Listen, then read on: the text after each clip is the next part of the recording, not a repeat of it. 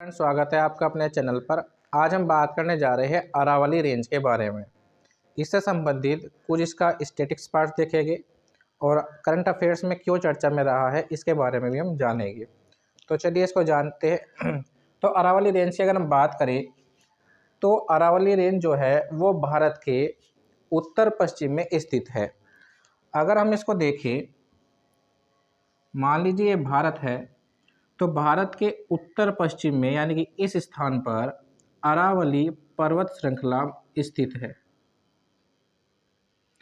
क्योंकि हम जानते हैं कि दिशाएं चार होती है। इधर का हिस्सा होता है पूर्व, ये पश्चिम, उत्तर और दक्षिण। तो इस आधार पर अगर हम देखें तो अरावली पर्वत श्रृंखला जो है वो भारत के उत्तर पश्चिम में स्थित है। तो कहाँ पर है ये? उत्तर पश्चिम दिशा में। अब बात करते हैं कहाँ कहाँ तक फैली हुई है। तो ये मुख्य रूप से 4 स्टेट में फैली हुई है: राजस्थान, गुजरात, हरियाणा और दिल्ली। तो अगर इनकी बात करें अरावली रेंज की, अरावली रेंज तो ये मुख्य रूप से 4 स्टेट्स में फैली हुई है: गुजरात, राजस्थान, हरियाणा और दिल्ली। इन 4 स्टेट में मुख्य रूप से फैली हुई है। अगर हम बात करें इसकी सबसे ऊंची चोटी की, तो सबसे ऊंची चोटी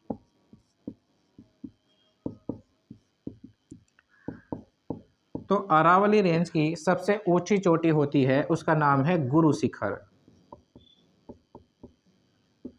और इसकी अगर हम बात करें कितनी ऊंचाई है, तो ये 1722 मीटर ऊंची है। कहाँ पर पड़ती है? माउंट आबू पर, यानी कि राजस्थान में। तो अरावली रेंज की सबसे ऊंची चोटी गुरु शिखर है, जो 1722 मीटर ऊंची है और माउंट आबू में स्थित है। और किस स्टेट में है? राजस्थान में है। अगर हम बात करते हैं अरावली रेंज की, तो ये अवशिष्ट पर्वत का उदाहरण है। अवशिष्ट पर्वत का उदाहरण अरावली रेंज। तो अरावली रेंज कैसी है? अवशिष्ट पर्वत का उदाहरण है। अगर हम इसकी टोटल लंबाई की बात करें, तो इसकी जो टोटल लेंथ है या लंबाई है वो 692 किलोमीटर से लगभग 700 किलोमीटर तक है। अर्थात 692 किलोमीटर से 700 किलोमीटर की रेंज तक में ये फैली हुई है। अब बात करते हैं ये बनी कैसे है। तो भारतीय प्लेट या भारतीय उपमहाद्वीप की प्लेट और यूरेशियन प्लेट जब आपस में टकराई है, उनका कन्वर्जेंट हुआ है, तब इसका निर्माण हुआ है। तो इसके निर्माण की बात करें, निर्माण तो भारतीय उपमहाद्वीप की प्लेट, भारतीय उपमहाद्वीपीय प्लेट प्लस यूरेशियन प्लेट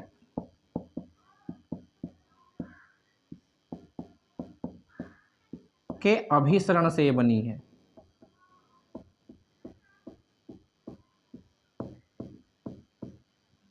से निर्मित। जब यूरेशियन प्लेट और भारतीय उपमहाद्वीपीय प्लेट आपस में टकराई है, तब अरावली रेंज का निर्माण हुआ है। और अरावली रेंज पूरे विश्व में सबसे प्राचीन पर्वत श्रृंखला है और साथ ही ये अवशिष्ट पर्वत का उदाहरण है। अगर इसकी बात करें ये हमारे लिए क्यों महत्वपूर्ण हो जाती है, तो महत्वपूर्ण की बात करते हैं, इसका क्या इम्पोर्टेंस है, महत्वपूर्ण क्यों है।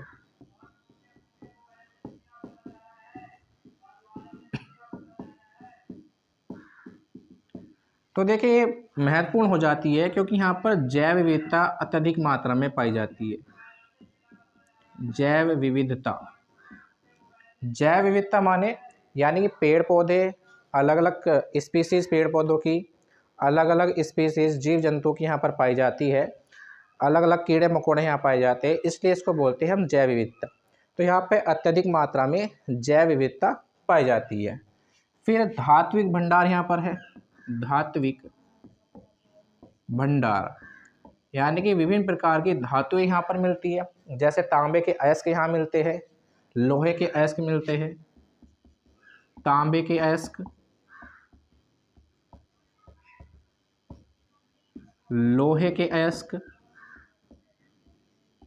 आदि यहाँ पर प्रचुर मात्रा में मिलते हैं।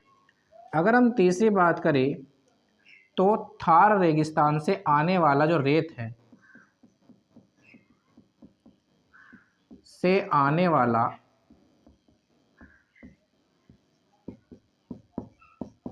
रेत को रोककर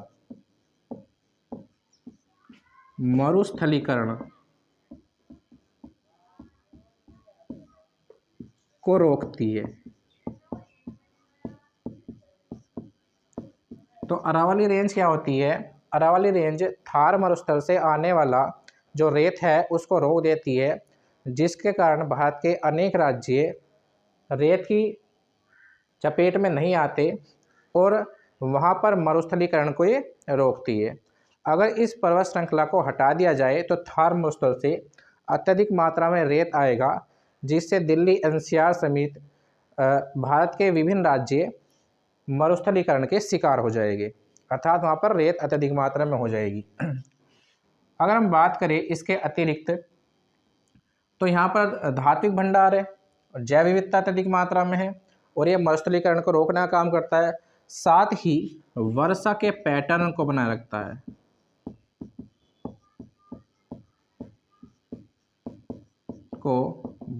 रखता है। चलिए इस पर थोड़ी सी बात करते हैं, वर्षा के पैटर्न को कैसे बनाए रखता है। देखिए ये हमारा भारत है और यहाँ पर होता है हमारा बे ऑफ बंगाल यानी कि बंगाल की खाड़ी, और इधर है हमारा अरब सी, अरब सागर। तो जब ये नीचे की तरफ होता है हिंद महासागर यानी कि इंडियन ओशियन। तो इंडियन ओशन से जब दक्षिण पश्चिम मानसून सक्रिय होता है तो उसकी एक शाखा दक्षिण पश्चिम मानसून, तो हिंद महासागर से जब दक्षिण पश्चिम मानसून सक्रिय होता है तो इस अवस्था में इस मानसून की एक शाखा अरब सागर की तरफ चलती है और अरब सागर की तरफ चलने पर ये शाखाएं इस अरावली रेंज से जाकर टकरा जाती है, जिसके कारण भारत के शुष्क राज्य यानी कि राजस्थान और गुजरात में वर्षा होती है। अगर अरावली रेंज को हटा दिया जाए तो गुजरात और राजस्थान में बारिश नहीं होगी और ये इलाके और भी ज़्यादा शुष्क हो जाएंगे। तो वर्षा के पैटर्न को बनाए रखने में भी इसका महत्वपूर्ण योगदान होता है। अब बात करते हैं कि चर्चा में क्यों रही है, इसके बारे में बात कर लेते हैं। इससे पहले एक चीज़ और जान लेते हैं।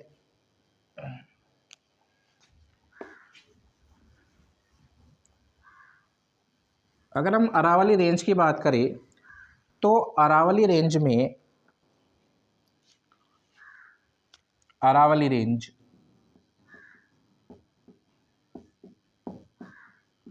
इसमें लगभग 90% जो श्रृंखलाएं हैं या श्रेणियां हैं, पर्वत श्रृंखलाएं हैं, वो 100 मीटर से कम है, जबकि 10% पर्वत श्रृंखलाएं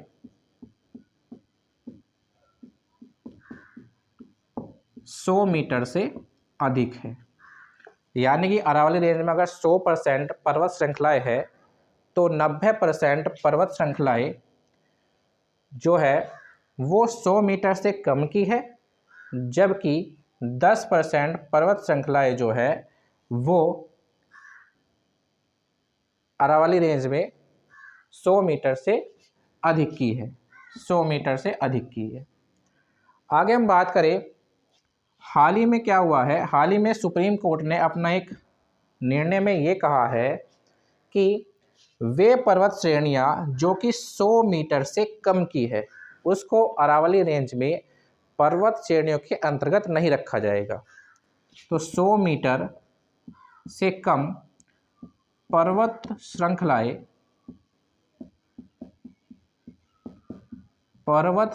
नहीं मानी जाएगी, नहीं मानी जाएगी।